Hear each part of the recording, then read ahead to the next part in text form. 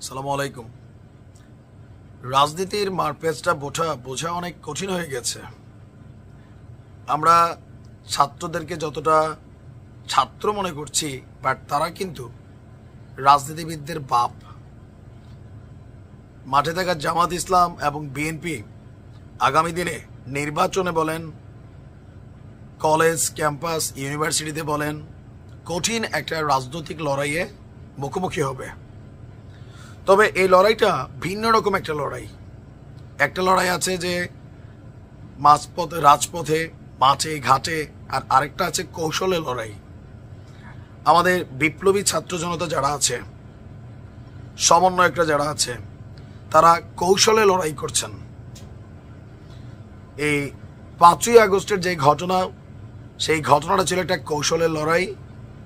এরপর মাঠে থাকা রাজনৈতিক যে বৃহত্তর দলগুলো আছে, তাদের বিরুদ্ধে আরেকটা কৌশলী লড়াই এবার সাবেক সমন্বয়কদের। তো সমন্বয়ক কিভাবে সাবেক হয়, এটা একটা প্রশ্নবোধক চিহ্ন। আমার মনে হয় যে তারা কি সমন্বয়কগিরি ছেড়ে দিয়েছেন? যদি ছেড়েই দেন, সমন্বয়ক পদগুলো কি বিলুপ্ত হয়ে গেছে? যদি বিলুপ্তই হয়, তাহলে এরা কারা? এরা হচ্ছে বিপ্লবী ছাত্র শক্তি, একের ভিতর সব, মানে অল ইন ওয়ান। যেমন আমাদের বিএনপি বা শিবিরের রাজনীতিতে বলেন, দুইটা বিভাজন আছে।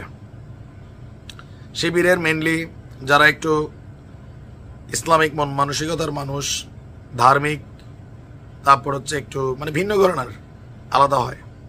আর ছাত্রদল গতানুগতিক ধারার ব্লুটুথ, আবার ইসলামিক মনা অল্প।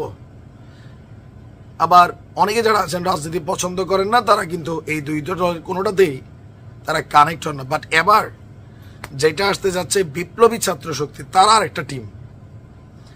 বৈষম্য বিরোধী ছাত্র আন্দোলন থেকে বেরিয়ে নতুন একটা সংগঠন আমরা কয়েকদিন আগে শুনেছিলাম সামনে আসতে যাচ্ছে। আর অলরেডি এই সংগঠনের নাম, অ্যাক্টিভিটিস, আত্মপ্রকাশ সবকিছু ফাইনাল। মধুর ক্যান্টিন থেকে ঢাকা বিশ্ববিদ্যালয়ের আপনার 24শে ফেব্রুয়ারি এই সংগঠনটি আত্মশক্তি বা আত্মপ্রকাশ ঘটাতে যাচ্ছে। নাম হচ্ছে বিপ্লবী ছাত্র শক্তি। একদম ফাইনাল না, বাট মোটামুটি ফাইনালি। আত্মপ্রকাশের দিনই 251 সদস্য বিশিষ্ট একটা কমিটি ঘোষণা হবে। আর কেন্দ্রীয় নেতৃত্বে নির্বাচন, দলের নাম সহ বিভিন্ন বিষয় আপনার এখনো আলোচনায় আছে। তো আমরা দেখছি যে আপনার রুদ্ধতার আলোচনা চলছে। শীর্ষ পদে কোন নেতারা থাকবেন তা নিয়েও আলোচনা সমঝোতা হচ্ছে।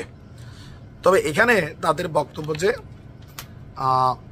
গতানুগতিক ধারার রাজনীতির বাহিরে মেধাভিত্তিক সমাজ নির্মাণ, রাষ্ট্র, মানে বিভিন্ন বক্তব্য তারা দিয়েছে। আমার কাছে মনে হচ্ছে যেটা আর কি, ছাত্ররা যারা রাজনীতি বিমুখ ছিল, তাদের সবাইকে একত্রিত করে কলেজ ক্যাম্পাস বা ছাত্ররাই কিন্তু মেইনলি রাজনীতির ভবিষ্যৎ। সেইখানে মূল জাতীয় নাগরিক কমিটি, বৈষম্য বিরোধী শক্তি, আরও যে টিমগুলো আছে ABCD, তাদেরই ছাত্র সংগঠন হবে এই বিপ্লবী ছাত্র শক্তি। দৃশ্য তো আলাদা, বাট সিস্টেমিকলি তারা কিন্তু এক। আর এই দলটা নামলে ছাত্রদল এবং ছাত্র শিবির নতুন একটা চ্যালেঞ্জের মুখে পড়বে সদস্য সংগ্রহে। এটা মুক্তমনা একটা প্ল্যাটফর্ম। আর সারা বাংলাদেশ থেকে যে কোনো ছাত্র চাইলে এটাতে কানেক্ট হতে পারে। শিবিরও পারে, ছাত্রদলও পারে। বাকিদের কথা তো বাদ দিয়ে দিলাম। বুঝতেই পারছেন আগামীর রাজপথের লড়াই কঠিন হতে যাচ্ছে। ভালো থাকুন।